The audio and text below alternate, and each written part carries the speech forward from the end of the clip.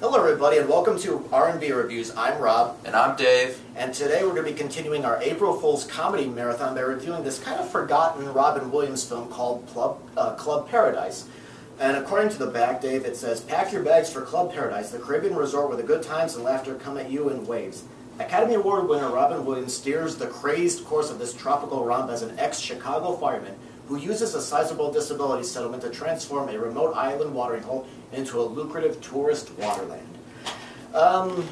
Okay, Dave, here's my thoughts on it. The film, I gotta admit, the film does get down to business right away. You know, we start focusing on Williams' character of Jack and him wanting to quit the fire department and settle on St. Nicholas Island. It gets down to business. And I kind of like that the songs that are performed by co-star and the performer Jimmy Cliff, the score really and the songs really complement the picture very well. Not too long ago, I reviewed a movie called Hannah, and I said in that review that I felt like the music overtook that picture. It didn't complement it. Here, I think it complements much better. And sometimes I think Robin Williams looks like he's improvising some of his bits, but I mean, he does that a lot anyway. Yeah. And interestingly enough, I read that this movie was actually written for Bill Murray.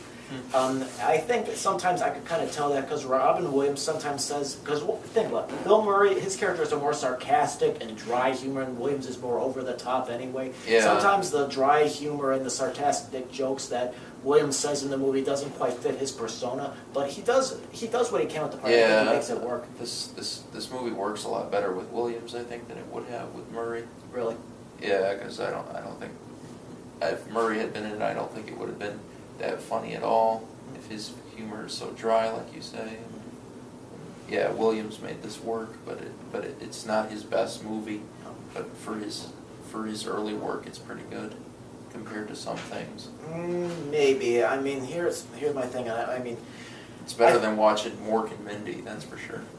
Well, that's debatable, but I think with this movie, I liked the beginning the best with Robin Williams, getting himself, established on the island and all that. I think even though it was not really laugh out loud funny, I got some chuckles out of it. It was focused. It was a pleasant little picture, and I was admiring the photography. But then we get to the middle of the film where he and Jimmy Cliff, upgrade the Club Paradise hotel and bar and restaurant and all that stuff, right. The resort. And that's when the movie for me kind of fell apart because you got all these tourists that are played mostly by former SCTV cast members like Joe Flaherty, Andrea Martin, Rick Moranis.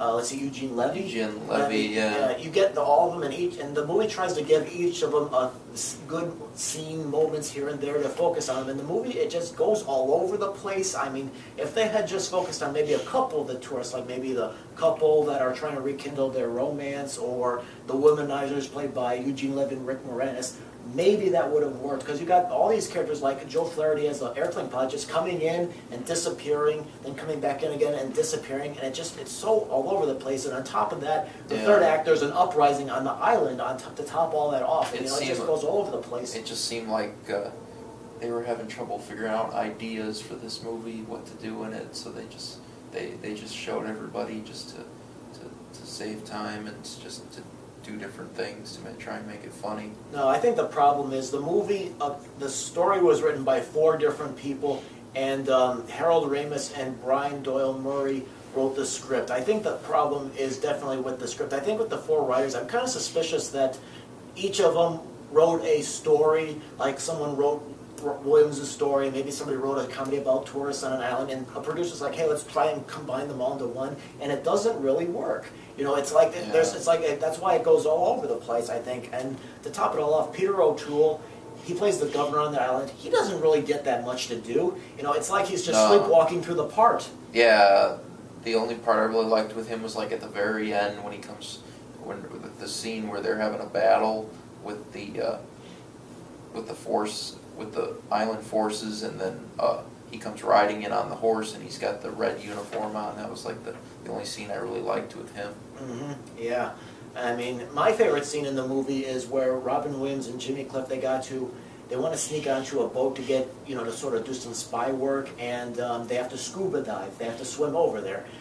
Instead of buying an oxygen tank, Robin Williams buys a helium tank, and that scene for me was, I think, the funniest. That's my favorite in the whole movie. Yeah. I mean, I think it has some good moments. It just sometimes it drags, and there's sometimes for every good moment there's a couple things that aren't Yeah. good at all, that don't work at Like all. the scene with Eugene Levy where there's the big bag of marijuana. There, he's like running around with it everywhere. And he's like, and then he's trying to find Rick Moranis again.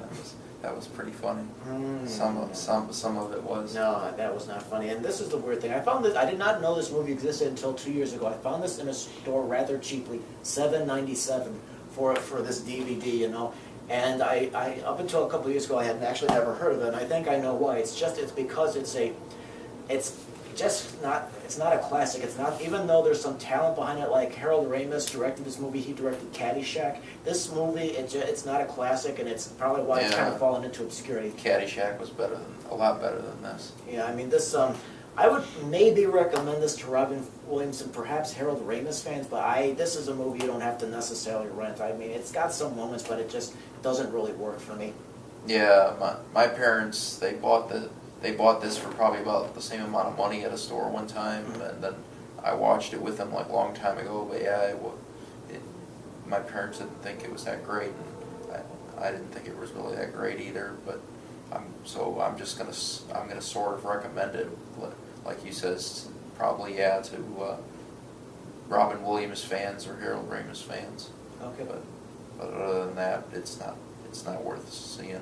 I don't think either. Yeah. So. Well, thank you, Dave, for coming out and doing this, and thank you very much for watching this review. So if you have seen Club Paradise, leave your thoughts, and if you haven't, we'll leave it up to you whether you want to go check it out. So thank you very much for watching, and hopefully we'll see you next time on R&B Reviews.